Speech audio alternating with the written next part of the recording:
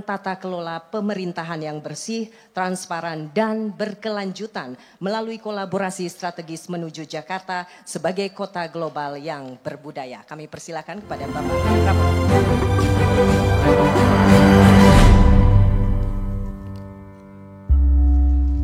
Bismillahirrahmanirrahim. Assalamualaikum warahmatullahi wabarakatuh.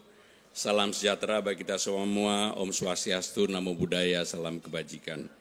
Yang sungguh saya hormati pimpinan KPK, Bapak Yohanes Tanak, yang sungguh saya hormati Gubernur Banten, Bapak Andra Soni, Gubernur Lampung, Bapak Rahmat Wirsani Jausal, Gubernur Kepulauan Bangka Belitung, Bapak Hidayat Arsani, Gubernur Sumatera Selatan, Bapak Herman Deru, seluruh Ketua DPRD dan Wakil Ketua DPRD yang hadir, mohon maaf tidak bisa kami sebutkan satu persatu, para wali kota, bupati yang hadir, Bapak Ibu, saudara-saudara sekalian, puji syukur kehadirat Allah Subhanahu wa Ta'ala, pada hari ini saya mendapatkan kesempatan untuk menjadi pembicara yang pertama di forum ini.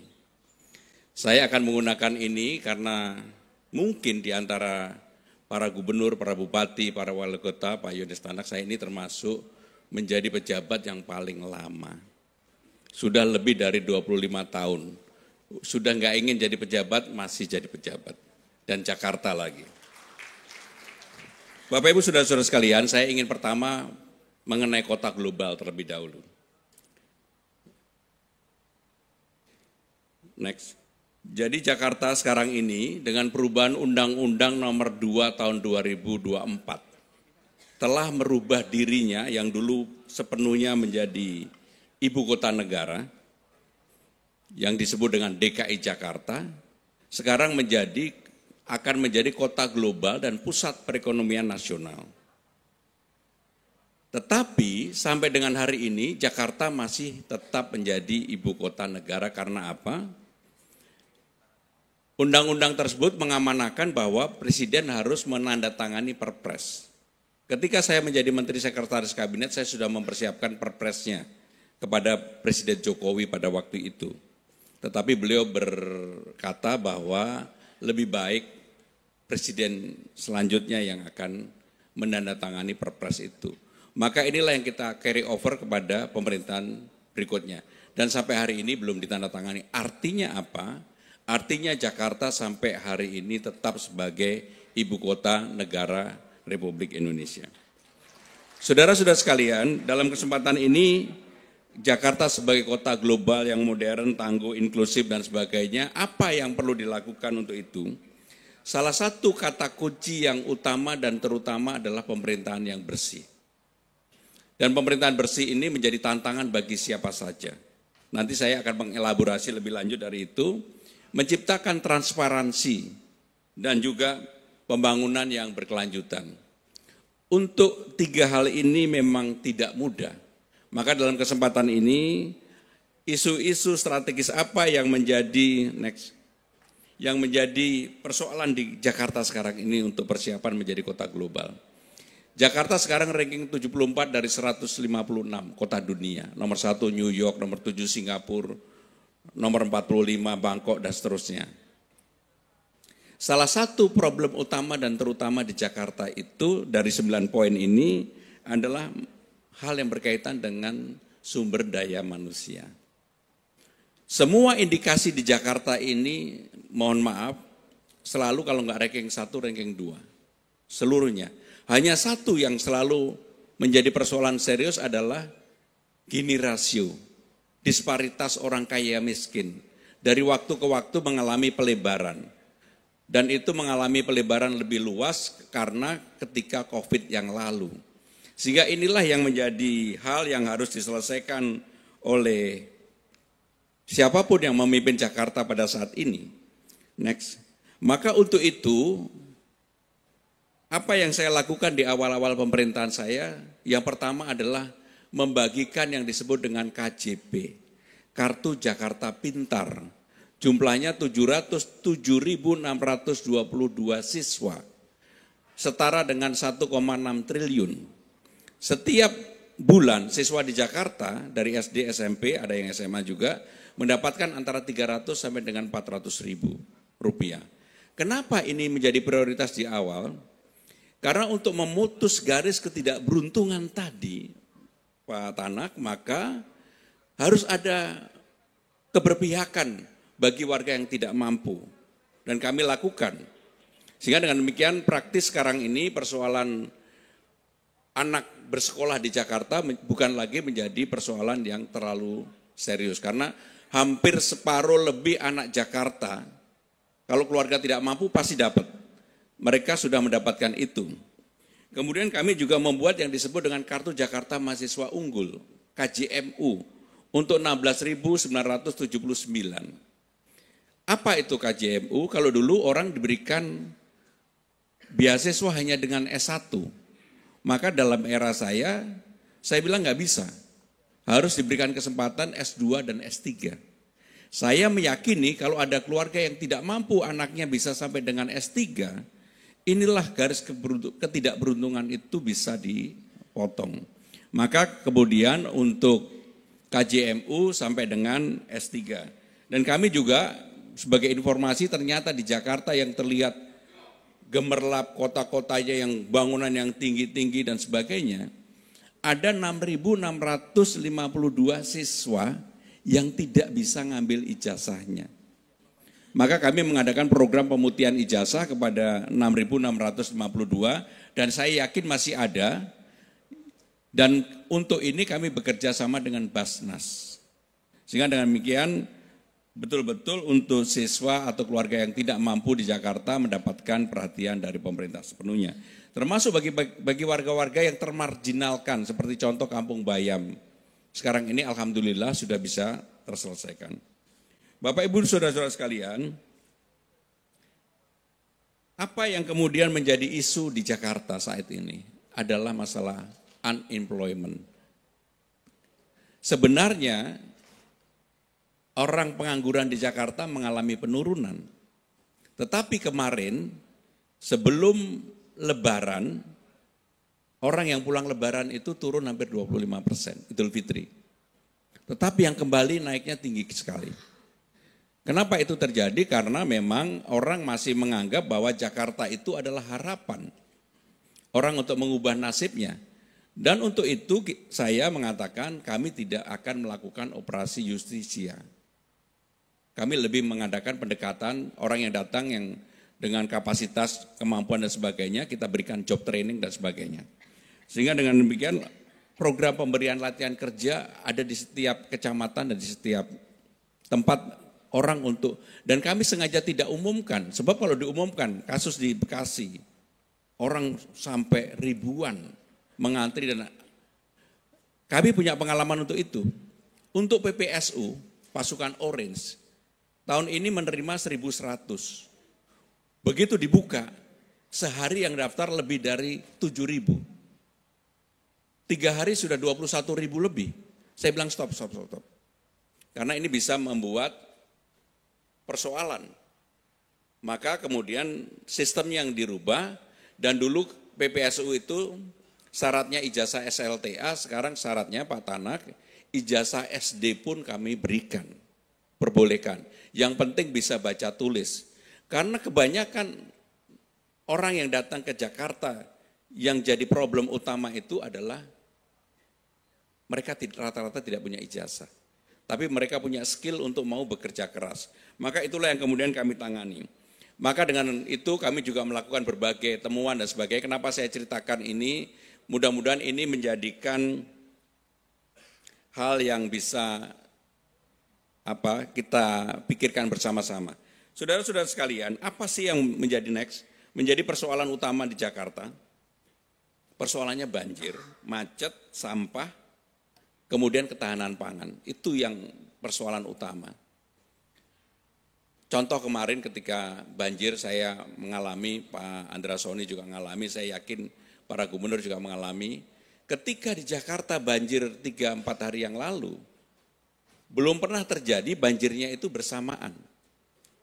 Curah hujan di Jakartanya tinggi, walaupun 150, kiriman dari atasnya tinggi, air lautnya sedang naik. Maka di belakang Pak Tanak ini para wali kota saya sampai jam 1, jam 2, 1 saya hubungin. Saya monitor sendiri, apakah pompanya sudah dijalankan. Memang nggak bisa penanganan itu tidak detail untuk Jakarta. Alhamdulillah besoknya Jakarta praktis, ya karena mohon maaf Pak Andrasoni, infrastrukturnya sudah siap, pompanya hampir 1.000 lebih, 600 yang stasioner, 600 lagi ada yang mobile, sehingga bisa tertangani. Saya membayangkan di daerah-daerah lain, dan saya sudah sampaikan juga ke Pak Andrasoni, ke Wali Kota Bekasi, kalau memang kemudian teman-teman di Banten maupun Tangerang membutuhkan, tentunya kami siap untuk membantu untuk itu. Jadi persoalan utama adalah hal-hal yang berkaitan dengan banjir, kemacetan. Tetapi yang saya senang kebetulan di sini ada Gubernur Sumatera Selatan. Saya merubah dari Transjakarta menjadi Transjabodetabek. Sekarang ini orang dari PIK 2 ke Blok M, Alam Sutra ke Blok M, dari Bogor ke Blok M, Depok, Sawangan ke Pondok Labu, Bekasi ke Duku Atas, dan sebagainya. Kami sudah buka rute baru. Dan orang membayar pagi hari sebelum jam 7 hanya 2.000, setelah jam 7 3.500. Kenapa Jakarta memaksakan ini? Untuk merubah karakter orang dari kebiasaan menggunakan kendaraan pribadi menjadi mau naik transportasi umum. Apa hasilnya? Ini baru kurang lebih 2 bulanan lah kami lakukan. Hasilnya ketika TomTom itu lembaga internasional mensurvei, karena ada Pak Gubernur Sumatera Selatan, jadi saya pengen ngomong ini.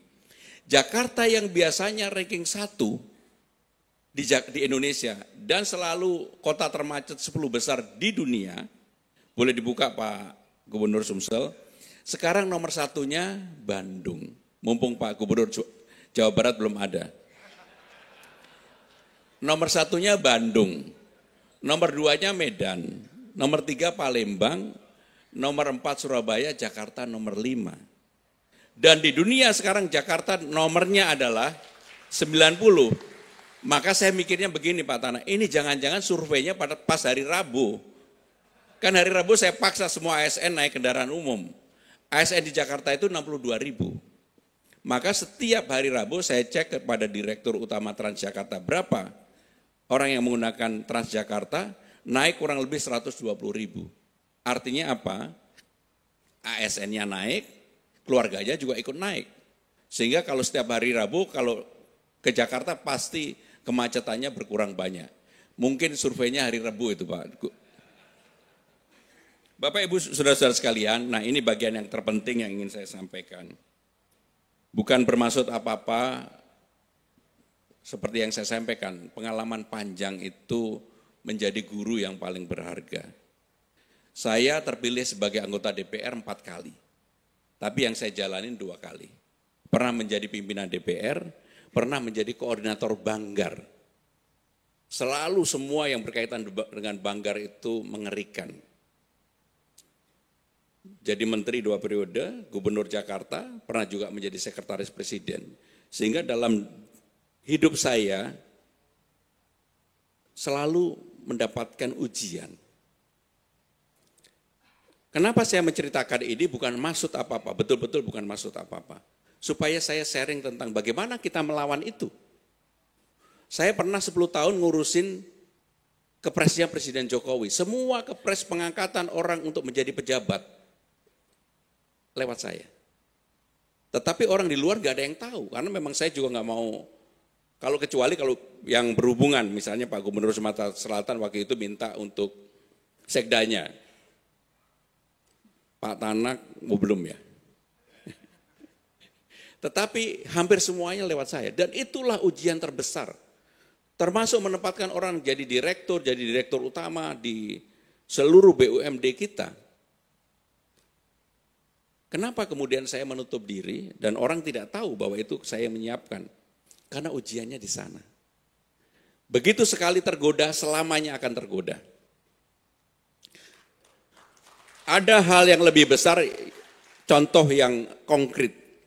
Ketika saya menjadi gubernur di Jakarta, saya bilang sama ini kebetulan banyak yang hadir. Saya udah selesai dengan diri saya sendiri. Saya minta semuanya transparan, semuanya sistem yang mengatur. Dan saya berjanji tidak bawa orang satupun dari luar, ASN satupun saya nggak bawa dari luar. Saya percaya bahwa tim yang ada di balai kota itu sudah top lah. Karena tunkinnya juga paling tinggi seluruh Indonesia. Apa yang saya lakukan? Salah satu contoh, ada yang namanya keweisian luas bangunan KLB. KLB ini adalah sumber malapetaka sebenarnya. Karena dulu orang untuk mengurus menaikkan bangunannya di Jakarta ini kan problem utamanya tanah. Untuk menaikkan gedungnya ada yang 12 tahun, ada yang 4 tahun, 5 tahun, 6 tahun. Bahkan ketika saya baru menjabat kurang lebih 2-3 minggu, saya panggil Pak Sekda. Pak Sekda, kenapa ini kok lama banget? Saya pengen ini dibuat transparan, bisa nggak diselesain? Jangan begitu lama. Saya bilang juga di internal, ini walaupun saya nggak usah cerita lah. Saya minta semua dana off balance sheet, bukan yang tercantum di APBD, tapi yang off balance sheet, yang tidak tercantum, dibuka semua. Saudara-saudara sekalian, kenapa saya lakukan itu? Saya memproteksi diri saya sendiri. Saya memproteksi diri saya sendiri. Apalagi yang terbayang dalam wajah saya, cucu saya, bagaimana kalau suatu hari ada apa-apa dengan diri saya sendiri. Karena godaannya tidak kecil. Begitu 2 minggu saya minta dibuka, kebetulan ada PT, apa namanya Bu? Nusantara Internasional, Hotel Pullman, Gedung Nusantara, ngurus KLB. Kebetulan pemiliknya teman saya tanya sama dia, udah berapa lama kamu ngurus? 12 tahun. Hah? 12 tahun. Mau nggak sama-sama transparan, terbuka, kita selesai 1 minggu? Kaget. Gimana caranya Pak Gub? Udah saya jamin kamu selesai 1 minggu. Tapi kamu bayar sesuai dengan apa yang dihitung di appraisal bersama-sama. Akhirnya keluar angka berapa Bu? 480 miliar bayar. Dan sekarang dibayar. Padahal ini sudah 12 tahun. Sudah 12 tahun. Karena itu saya makin yakin. Saya bilang di internal, sekarang semuanya transparan, harus selesai 15 hari. Kalau 15 enggak selesai, gubernur yang tanda tangan. Selesai. Kemarin udah diketok 15 hari. Bapak-bapak, ibu sekalian boleh tanya staf saya yang ada di belakang. Jadi untuk itu kenapa saya cerita ini bukan maksud apa-apa. Kita harus memproteksi diri kita sendiri dengan sistem. Jakarta ini anggarannya 91 triliun, 91,2. Tahun depan ini menjadi 94 triliun. Pasti semua orang ngiler. Pastilah. Maka saya harus memprotek diri saya sendiri dan untuk itu saya lakukan itu. Maka kenapa saya cerita ini bagian dari upaya kita untuk sosialisasi anti korupsi harus diri sendiri. Godaannya itu enggak gampang. Dan godaannya ada di mana-mana, apalagi saya pernah juga menjadi pimpinan DPR. Jadi Bapak Ibu saudara-saudara sekalian, saya tidak ingin perpanjang lagi. Saya hanya mengharapkan, mendoakan terutama bagi semuanya, kepala daerah, ketua DPRD, ketika godaan itu datang, kitalah yang menguji diri sendiri. Dan enggak ada yang namanya orang yang kemudian tertangkap itu bahagia. Terima kasih. Wassalamualaikum warahmatullahi wabarakatuh. Mohon berkenan Bapak Gubernur tetap berada di tempat. Selanjutnya kami mengundang pimpinan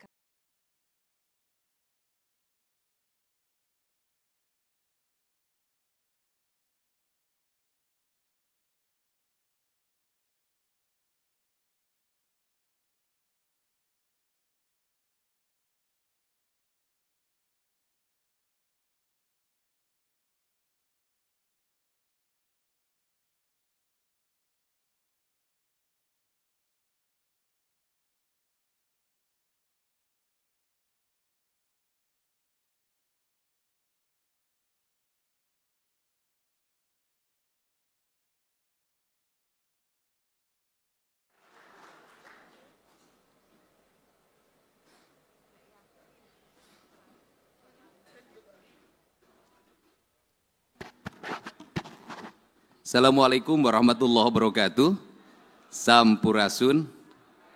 Pak Direktur yang saya hormati, Pak Gubernur Banten, Gubernur Lampung, Gubernur Sumatera Selatan, dan seluruh Bupati, Wali Kota, para Ketua DPRD, saya tidak mungkin menyampaikan paparan yang seperti yang tadi sampaikan. Tetapi saya ingin ngomong yang hal-hal yang realistis, yang itu akan menjadi harmonisasi dalam efektivitas pemerintahan agar tetap capai tujuan. Pemberantasan korupsi itu kan intinya bahwa negara harus memiliki kecukupan fiskal agar tujuan-tujuan pembangunan tercapai. 1, layanan pendidikan harus meningkat. 2, layanan kesehatan harus meningkat. 3, layanan infrastruktur harus meningkat. Yang keempat, layanan publik lainnya harus meningkat termasuk layanan investasi. Saya selalu menyampaikan korupsi itu ada 2, saya bilang. Ada korupsi struktural yang melanggar pasal, diancam dengan pidana, didakwa dan dituntut. Karena itu merugikan negara. Tetapi juga ada korupsi kultural. Artinya sesuatu yang dianggap legal tetapi sesungguhnya merugikan negara. Mana itu letaknya? Letaknya adalah negeri ini masih kuat inefisiensi. Inefisiensi bukan hanya yang dicontohkan oleh Pak Presiden. Kita melakukan pembenahan terhadap seluruh struktur anggaran. Tetapi realitasnya pertama adalah bahwa efektivitas pembangunan akan berjalan apabila ada kesetaraan. Di mana letak kesetaraannya? Pertama, kita realistis saja. Hubungan percepatan pengelolaan anggaran yang diajukan oleh pemerintah daerah kepada DPR. Di mana problemnya? Problemnya adalah bahwa di DPR sendiri itu ada problem anggaran. Jujur, kita nggak usah lagi ngomong bahwa ini kita sudah cukup, ini tidak cukup, tidak. Setiap orang pasti ingin ada peningkatan kesejahteraan. Ini contoh yang harus segera dikoreksi. Anggota DPRD mengikuti perjalanan dinas keluar kota, keluar provinsi, tujuannya selain kunjungan kan ada benefit yang bisa dibawa pulang. Kita kalau jujur begitu. Hari ini benefit itu tipis, tapi tipis pun harus dijalankan. Inefisiensinya di mana, Pak Direktur? Yang harus ini segera dikerjakan dengan pemerintah adalah 1 anggota DPR berangkat yang mendampinginya 7 orang. Sudah habis 7 tiket pesawat, 7 tiket kereta api, 7 kamar hotel. Dapatnya 500.000. Take home pay-nya itu. Bagaimana ini? DPR itu beranggapan kok kita tidak setara dengan DPR RI misalnya. Provinsi Kabupaten. DPR RI itu jelas. Nah sehingga di DPR RI ketika menjadi anggota DPR nggak usah lagi berpikir fakir saya ngalamin. Nggak usah lagi berpikir aspirasi ngalamin. Karena dari aspek yang kita terima tiap bulan saja sudah cukup. Nah anggota DPRD provinsi dan kabupaten, biaya politiknya sama dengan DPR RI.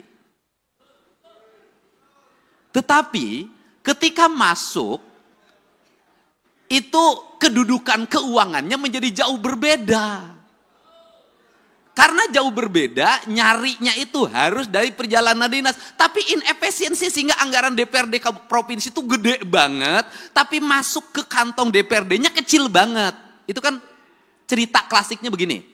Untuk itu, forum ini saya minta ke Pak Direktur Pencegahan di KPK segera dirumuskan agar kedudukan keuangan ini menjadi setara. Untuk apa? Maka akan ada penurunan anggaran DPR. Sudah turun anggarannya, take home pay-nya menjadi besar. Sehingga uangnya ini akan bermanfaat untuk percepatan pembangunan. Dibanding seperti sekarang, jadi bolak-balik cerita bahwa tidak boleh meminta fakir dalam bentuk arah yang bersifat kepentingan individual. Iya, di forum KPK, di pembahasan tetap ada. Nah, kan dilemanya adalah, kita jujur aja, dilema kepala daerah, diikutin nanti ikut celaka, nggak diikutin regulasi pemerintah macet. Kan ini harus diomongin terbuka, nggak boleh lagi kita pura-pura tidak butuh tapi butuh. Jangan pura-pura di depan orang lain baik banget, di belakang itu diajak ke belakang. Ini hal yang harus. Untuk itu saya meminta bantuan jajaran pimpinan KPK agar kedudukan keuangan DPRD itu sudahlah, daripada tikumpenya diputerin dulu, nyewa hotel, nyewa pesawat, langsung saja honor-honor diberikan berdasarkan rapat-rapat di DPR. Dari mulai rapat komisi, rapat badan musyawarah, rapat badan anggaran, rapat paripurna 1, 2, 3-nya, itu semua. Kalau sudah seperti ini, anggota DPRD setiap hari akan di kantor. Karena kalau tidak ke kantor, tidak dapat tikumpai. Selesai, Pak. Setelah itu ekonominya berputar lokal di daerah itu. Tidak lari keluar. Ini kan kasihan daerah-daerah yang dapetinnya dari PBB, parkir, pajak restoran. Yang kecil-kecil dikumpulin, habis itu uang restoran yang dipungut dari restoran kecil dipakai makan di restoran berbintang di kota besar. Ini harus segera dibenahin kalau negeri ini ingin baik. Nah, kelemahan dari DPRD, provinsi dan kabupaten tidak bisa membuat aturan sendiri. Karena seluruh aturannya dibuat oleh kementerian. Beda dengan DPR RI, bisa ngundang kementerian, langsung aturannya bisa direvisi. Itu bedanya. Modalnya sama, kedudukannya berbeda. Ini pertama. Yang kedua, di internal birokrasi ada inefisiensi birokrat. Apa itu? Jumlah pejabatnya banyak. Jumlah orang yang memiliki golongan 4B, 4C, 4D-nya itu banyak. Di provinsi, orang yang sudah punya jabatan, itu nggak bisa kayak di kepolisian langsung menjadi perwira diparkirkan. Dia akan gugat ke PT UN, harus punya jabatan.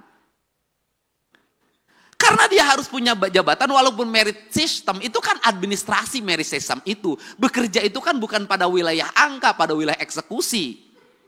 Nah, akhirnya di hampir semua pemerintah daerah itu memiliki struktur jabatan yang sangat banyak, memiliki jumlah penjabat yang sangat gemuk, kemudian juga sistem pengelolaan birokrasinya, tunjangan terhadap pegawainya adalah tunjangan kinerja. Ini inefisiensi keuangan yang sangat luar biasa. Itu terambil dana untuk pembangunan, untuk itu sangat besar, hampir 60%. Dan yang paling utama adalah hari ini kita harus tahu semua orang bahagia lewat apa? Laporan administratif yang bersifat digital. Akhirnya tukin-tukin itu hanya ditukerin dengan foto, dengan video. Tukin dengan foto dan video yang tidak berbasis praktis dan kebutuhan publik itu memiliki dampak yang luas terhadap rendahnya layanan birokrasi. Nah, kalau bicara rendahnya layanan birokrasi, apa sih yang dituntut oleh masyarakat terhadap pejabat publik? Ceritanya itu tidak panjang mereka itu. Satu, mereka pasti bercerita pengen punya jalan yang baik. Dua, pasti pengen punya cerita, punya layanan kesehatan yang memadai. Semakin dipilih oleh rakyat, maka rakyat ingin selalu free. Free puskesmas, free rumah sakit. Kemudian free sekolah, semua free. Seluruh free ini juga mohon maaf tidak berbanding terbalik dengan perilaku publik. Satu sisi negara mengeluarkan uang sedemikian besar untuk layanan publik, tapi publik juga tidak punya kesadaran untuk membangun postur dirinya. Saya berikan contoh, negara memberikan layanan terhadap layanan pendidikan free dari SD sampai SMA, terutama di sekolah pemerintah. Free. Tetapi di sisi lain, anak-anak sekolah kita uang jajannya 25.000 sampai 30.000. Tidak berbanding terbalik antara apa? Peningkatan ekonomi rakyat dengan beban belanja pemerintah yang tinggi. Akhirnya beban pemerintah belanja yang tinggi, rakyatnya juga tidak berikan edukasi untuk melakukan efisiensi dalam hidupnya. Akibatnya laju pertumbuhan ekonominya rendah dan konsumtif. Nah, hari ini tuntutan negara itu hanya mengarah pada pejabat negara. Selalu katakan ganti pemerintah, ganti gubernur, ganti bupati. Kalau menurut saya, dalam analisis saya, rakyatnya juga harus diganti. Nggak bisa, Pak.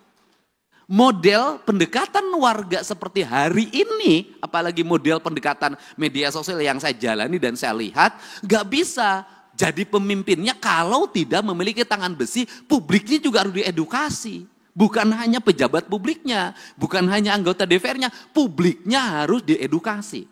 Saya berikan contoh, misalnya pelaporan ke KPK. Saya sampaikan ke Pak Direktur, apakah murni didasarkan pada orang yang konsen pada korupsi? Tidak. Kebanyakan orang yang tidak terpuaskan kalah tender, lapor KPK. Kalau menang nggak lapor. Anaknya tidak diterima di SMA negeri.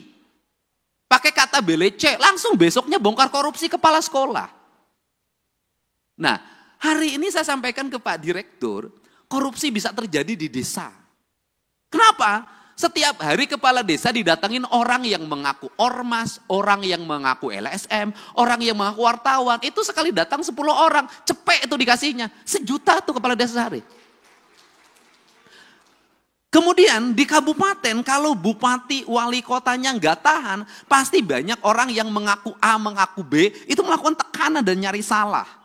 Kemudian setelah itu dia bergaining, dapat jatah di kerjasama A, kerjasama B, kerjasama C. Nah, ini yang jadi problem adalah Pak Direktur, gubernurnya punya daya tahan, misalnya para bupatinya punya daya tahan, tapi kepala SKPD-nya itu belum tentu punya daya tahan. Kenapa? Gubernur enak, SKPD-nya tinggi Pak, jauh jaraknya ke masyarakat. Kalau bupati wali kota itu dekat ke tetangganya, didatengin tiap hari pusing, akhirnya dilayanin. Jadi pemerintah ini yang terjadi di Indonesia hari ini adalah semakin dia strukturnya makin rendah, tingkat resikonya makin tinggi, sorotan publiknya makin tajam, biayanya makin rendah. Sehingga ini problem yang harus segera dibenahi. Untuk itu, terakhir, apa sih sebenarnya solusi dari ini semua untuk membalik branding publik kemudian agar terarah? Tidak ada jalan lain bagi pemerintah untuk memanfaatkan platform media sosial secara terbuka. Kalau saya nantang-nantangan aja, sudah saja APBD kita di YouTube kan, di TikTok kan, di IG kan, sampaikan detail itu anggaran secara terbuka, kasih gelondongannya, mereka suruh baca sendiri, karena dengan itulah sesungguhnya brand atau trust kepercayaan akan tumbuh. Karena orang Indonesia itu punya tradisi, semakin diceritakan, semakin dijelaskan, maka dia semakin tidak peduli, semakin ditutupi, semakin penasaran. Dan orang Indonesia itu seneng penasaran. Semakin ditutupi, itu semakin penasaran, semakin diintip. Jadi kalau pintunya dibuka nggak berani masuk orang Indonesia. Tapi kalau pintunya dibuka dikit orang Indonesia tuh seneng masuk karena ini penasarannya. Jadi itu, cuman yang terakhir dibalik itu semua juga bahwa seluruh keterbukaan harus diimbangi juga dengan tingkat kesejahteraan aparatur dengan baik di luar ASN. Justru menurut saya yang berat dihadapi itu adalah para politisi. Standarisasinya tidak ada, tuntutan publiknya kuat, resikonya tinggi. ASN itu ada standarnya, politisi itu nggak ada standarnya. Ini problem.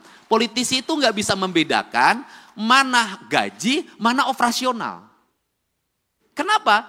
Karena gaji dan tunjangannya adalah operasional. Itu problem. Nah, itu bagaimana solusinya Pak Direktur? Solusinya begini saja menurut saya. Daripada operasional digabungkan, dianggap sebagai tunjangan bagi para pejabat negara, lebih baik dikasih float. Dari total APBD yang dimiliki, berapa plot yang disiapkan oleh pemerintah dalam bentuk nilai, misalnya gubernur itu misalnya taruhlah 5 miliar atau 10 miliar, yang itu bisa didisposisi untuk menyelesaikan problem-problem sosial secara langsung, agar dia bisa eksekusi. Kenapa? Kalau saya barangkali bisa turun eksekusi wajar lah. Kenapa? Karena saya punya platform media sosial yang memiliki nilai. Tapi kan tidak semua para gubernur punya. Tidak semua para bupati punya. Ketika mengeksekusi ke lapangan, ada banjir. Bendungannya harus diambil alih hari ini. Alat beratnya harus diturunkan.